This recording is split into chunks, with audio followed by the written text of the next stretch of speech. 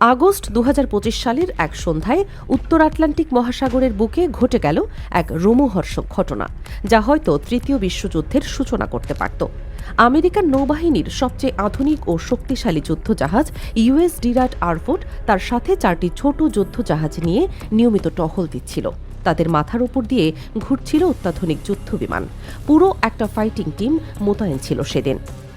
তাদের উদ্দেশ্য ছিল একটাই, ইউরোপ থেকে আমেরিকায় যুদ্ধ সরঞ্জাম পরিবহনের জন্য এই সমুদ্রপথটি সম্পূর্ণ নিরাপদ রাখা। কোনো বাধা যেন এই পথে না আসে সেদিকে কড়া নজর রাখা হচ্ছিল। সেদিনের আবহাওয়া ছিল একদম শান্ত, সাগরের ঢেউগুলো ছিল মৃদু, সবকিছু চলছিল একদম স্বাভাবিকভাবে। কোনো ধরনের বিপদের আভাস কেউ টের পাচ্ছিল না। যুদ্ধজাহাজের ভেতরে নাবিকরা নিয়মমাফিক কাজ করে যাচ্ছিলেন। আকাশে উঠতে থাকা বিমানের পাইলটরাও রুটিন টহলে ব্যস্ত ছিলেন। কিন্তু হঠাৎ করেই পরিস্থিতি পুরোপুরি বদলে গেল। বিমানের পাইলট তার রাডার স্ক্রিনে কিছু একটা অস্বাভাবিক লক্ষ্য করলেন। প্রথমে তিনি ভাবলেন হয়তো কোনো টেকনিক্যাল ত্রুটি অথবা ভুল সিগন্যাল, কিন্তু কয়েক সেকেন্ড পর্যবেক্ষণের পরেই তার বুঝতে বাকি রইল না যে এটা কোনো সাধারণ ব্যাপার নয়। রাডার স্ক্রিনে স্পষ্টভাবে দেখা যাচ্ছিল একটা বড় বস্তু পানির নিচ থেকে ধীরে ধীরে এগিয়ে আসছে আমেরিকান যুদ্ধজাহাজের দিকে। পাইলট তৎক্ষণাৎ এই তথ্য জানিয়ে দিলেন যুদ্ধজাহাজের কন্ট্রোল রুমে। কন্ট্রোল রুমের অফিসাররা নিজেদের স্ক্রিনেও একই জিনিস দেখতে পেলেন। প্রথম দিকে তারা ভেবেছিলেন হয়তো কোনো তিমি মাছ বা বড় সামুদ্রিক প্রাণী, কিন্তু যখন তাদের অত্যাধুনিক সোনার সিস্টেম সেই বস্তুর আকার এবং গতিপথ বিশ্লেষণ করল, তখন সবার চোখ কপালে উঠে গেল। এটা ছিল রাশিয়ার একটি পারমাণবিক সাবমেরিন এবং এটি সরাসরি আমেরিকান যুদ্ধজাহাজের দিকে এগিয়ে আসছিল। এটা কোনো সাধারণ সাবমেরিন ছিল না। রাশিয়ার এই অত্যাধুনিক পারমাণবিক সাবমেরিন একটানা 6 মাসের বেশি সময় পানির নিচে থাকতে পারে, কোনো রকম উপরে না উঠে। এর পারমাণবিক চুল্লি এটাকে অসীম শক্তি যোগান দেয়। কিন্তু আরও ভয়ঙ্কর ব্যাপার হলো রাশিয়া এই সাবমেরিনে এমন প্রযুক্তি লাগিয়েছে যা চলার সময় আশেপাশের 3 কিলোমিটার এলাকার সব ধরনের সিগন্যাল ট্র্যাক করতে পারে এবং তথ্য সংগ্রহ করে রাখতে পারে। সমুদ্রের নিচে দিয়ে চলতে চলতে এটা গোপনে শত্রুপক্ষের যাবতীয় তথ্য সংগ্রহ করে নিতে পারে। আমেরিকান যুদ্ধজাহাজের ভেতরে তখন চাপা উত্তেজনা, কিন্তু সবাই ঠান্ডা মাথায় নিজেদের কাজ করে যাচ্ছিলেন। একজন সিনিয়র অফিসার স্ক্রিনের দিকে তীক্ষ্ণ নজর রেখে হিসাব করে বললেন যে রাশিয়ান সাবমেরিন এই গতিতে চলতে থাকলে মাত্র 47 মিনিটের মধ্যে আমেরিকান যুদ্ধজাহাজের একেবারে কাছে চলে আসবে। এই দূরত্ব যুদ্ধক্ষেত্রে অত্যন্ত বিপজ্জনক বলে বিবেচিত হয়। ক্যাপ্টেন তৎক্ষণাৎ সিদ্ধান্ত নিলেন যে তিনি কোনো ধরনের ঝুঁকি নেবেন না। তিনি জানতেন এই পরিস্থিতি যে কোনো মুহূর্তে বিস্ফোরক হয়ে উঠতে পারে। আমেরিকান যুদ্ধজাহাজের একটা কঠোর নিয়ম আছে, যদি 8 থেকে 10 কিলোমিটার দূরত্বের মধ্যে কোনো শত্রু সাবমেরিন বা যুদ্ধজাহাজ শনাক্ত হয়, তাহলে স্বয়ংক্রিয়ভাবে জাহাজের সমস্ত প্রতিরক্ষা ব্যবস্থা সক্রিয় হয়ে যায়। এবং ঠিক তাই ঘটল।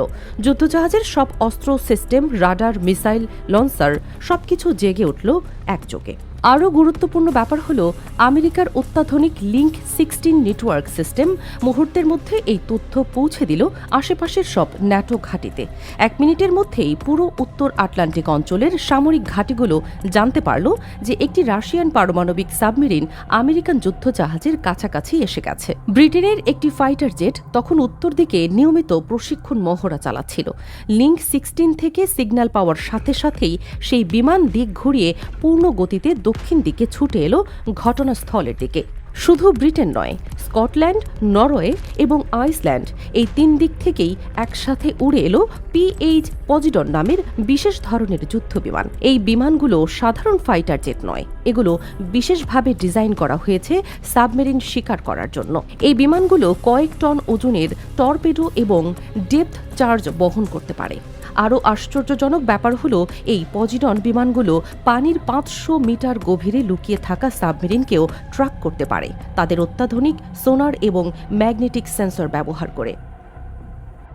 রাশিয়ান সাবমেরিনের ভেতরে বসে থাকা নাবিকরা তাদের স্ক্রিনে দেখতে পেলেন যে তাদেরকে একাধিক ডিভাইস এবং বিমান থেকে ট্র্যাক করা হচ্ছে এবং টার্গেট হিসেবে লক করা হচ্ছে।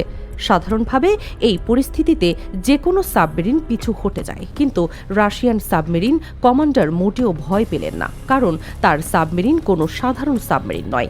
এই সাবমেরিনে রয়েছে পারমাণবিক মিসাইল, যা শহর পুরো ধ্বংস করে দিতে পারে। সাথে রয়েছে অত্যাধুনিক টর্পেডো, যা যে কোনো যুদ্ধজাহাজকে মিনিটের মধ্যে ডুবিয়ে দিতে পারে। আরও রয়েছে ব্যালিস্টিক মিসাইল, যা সরাসরি আকাশে উঠতে থাকা বিমানকে আঘাত করতে পারে। মানে এই একটা সাবমেরিন দিয়েই সমুদ্রে, আকাশে এবং স্থলভাগে একযোগে আক্রমণ চালানো সম্ভব। কিন্তু রাশিয়ান কমান্ডার বুঝতে পারছিলেন যে পরিস্থিতি খুবই নাজুক। একটু বেশি সাহস দেখালেই হয়তো শুরু হয়ে যাবে সর্বাত্মক যুদ্ধ। তাই তিনি সরাসরি যোগাযোগ করলেন রাশিয়ার মূল বেস কমান্ড কন্ট্রোল রুমে।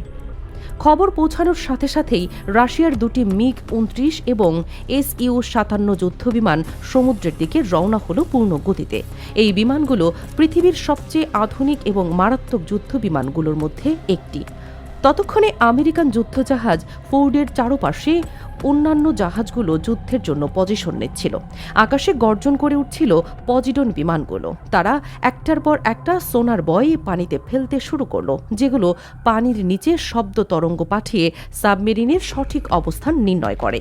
আমেরিকান যুদ্ধজাহাজের রাডার যখন ধরতে পারল যে রাশিয়ান ফাইটার জেট তাদের দিকে দ্রুত গতিতে আসছে, তখন তারাও পাল্টা ব্যবস্থা নিল। ফোর্ডের ডেক থেকে দুটি F-22 র্যাপ্টর যুদ্ধবিমান উড়ে গেল রাশিয়ান বিমানের দিকে। F-22 র্যাপ্টর হল পৃথিবীর সবচেয়ে শক্তিশালী স্টিলথ ফাইটার জেট, যা শত্রুর রাডারে ধরা পড়ে না। এই মুহূর্তে পরিস্থিতি এতটাই উত্তপ্ত হয়ে উঠল যে যুদ্ধ শুরু হতে বাকি ছিল মাত্র কয়েক সেকেন্ড। আরও বিপজ্জনক ঘটনা ঘটল যখন রাশিয়ান সাবমেরিন হঠাৎ করেই সাহস দেখিয়ে একসাথে আকাশে উঠতে থাকা পজিডন বিমান এবং আমেরিকার ছোট যুদ্ধজাহাজগুলোকে টার্গেট হিসেবে লক করে ফেলল। মানে এখন যে কোনো মুহূর্তে সাবমেরিন থেকে মিসাইল ছুড়ে দেওয়া হতে পারে। যুদ্ধবিমানে বসে থাকা পাইলটরা এবং যুদ্ধজাহাজের নাবিকরা চাইলেও এই লক থেকে বেরিয়ে আসতে পারছিলেন না, কারণ রাশিয়ান মিসাইল সিস্টেম এতটাই দ্রুত যে লক হওয়ার পর পালানোর কোনো সুযোগ নেই। এদিকে রাশিয়ার যুদ্ধবিমানগুলো সরাসরি উড়ে এসে ব্রিটেন এবং স্কটল্যান্ডের যুদ্ধবিমানগুলোর সামনে অবস্থান নিল। এই মুহূর্তে পুরো আকাশ হয়ে উঠেছিল একটা যুদ্ধক্ষেত্র। ব্রিটিশ এবং স্কটিশ পাইলটরা খুব ভালো করে জানতেন যে রাশিয়ার SU-57 বিমান অত্যন্ত শক্তিশালী এবং তাদের সাথে সরাসরি যুদ্ধে জড়ালে পরিণতি ভয়াবহ হতে পারে।